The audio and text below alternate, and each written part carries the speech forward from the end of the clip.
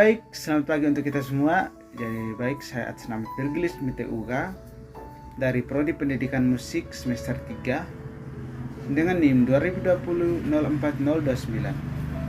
Ya, jadi pada kesempatan ini saya akan menjelaskan sedikit tentang model pembelajaran dengan pendekatan collaborative learning. Yang pertama, dilihat dari pengertiannya. Collaborative learning atau pembelajaran kolaboratif adalah situasi di mana terdapat dua orang atau lebih yang belajar atau berusaha untuk belajar sesuatu secara bersama-sama.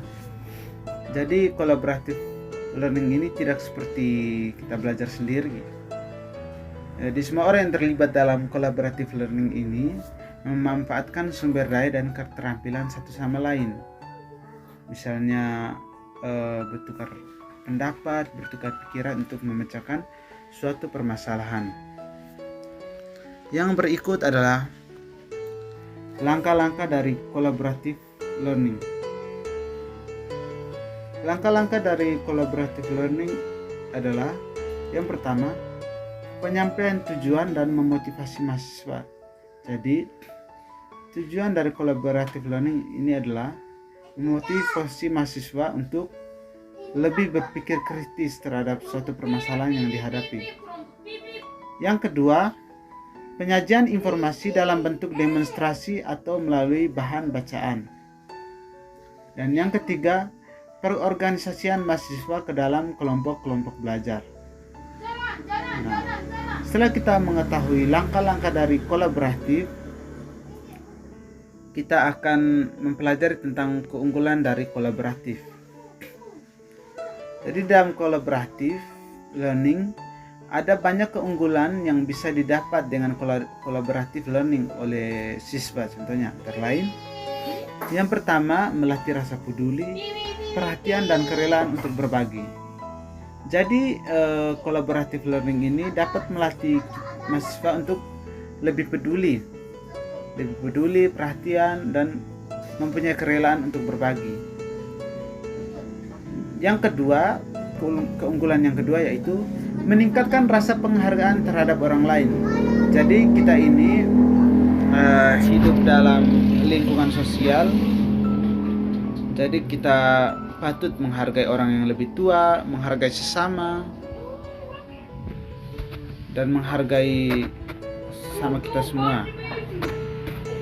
Yang ketiga, melatih kecerdasan emosional. Jadi collaborative learning juga dapat melatih kecerdasan emosional kita. Dan yang keempat, mengutamakan kepentingan kelompok dibandingkan kepentingan pribadi. Jadi collaborative learning mengajarkan kita untuk lebih mengutamakan kepentingan kelompok di atas kepentingan pribadi. Jadi kita harus mementingkan kepentingan kelompok terlebih dahulu, baru kita mementingkan kepentingan pribadi.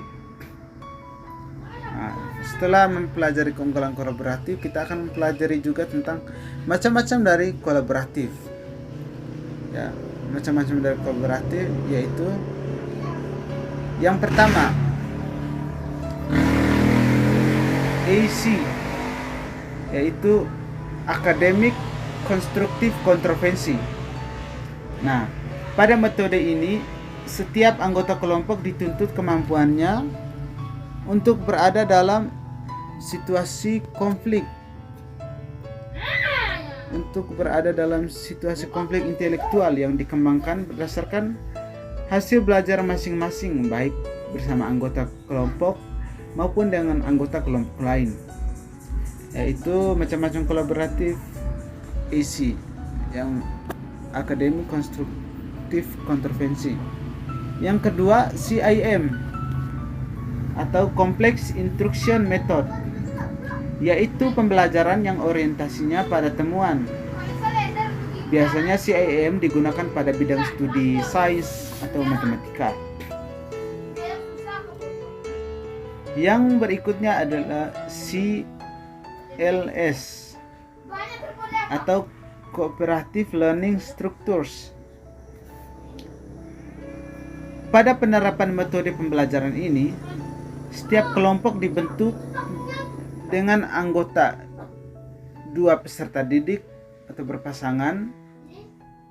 Seorang peserta didik bertindak sebagai tutor dan yang lain menjadi tuti atau anggota dari tutor tersebut.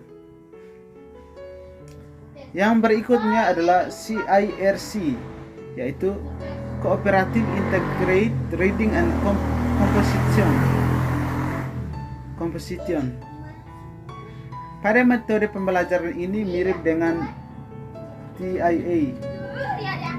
Metode pembelajaran ini menekankan pembelajaran membaca, menulis, dan tata bahasa. Nah, yang berikut yaitu GM, Jigsaw Method, yaitu proses yang dibentuk berkelompok, masing-masing diberi tugas berbeda, namun masih dalam satu pokok bahasan. Misalnya, dalam proses pembelajaran dibentuk menjadi beberapa kelompok, tetapi diberi tugas yang berbeda namun dalam satu pokok bahasan, dalam satu ruang lingkup atau pokok bahasan. Yang berikut GI atau Group Investigation.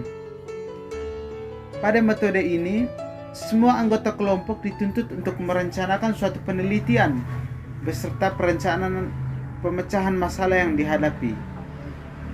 Yaitu semua anggota kelompok dituntut untuk merencanakan suatu penelitian, misalnya penelitian terhadap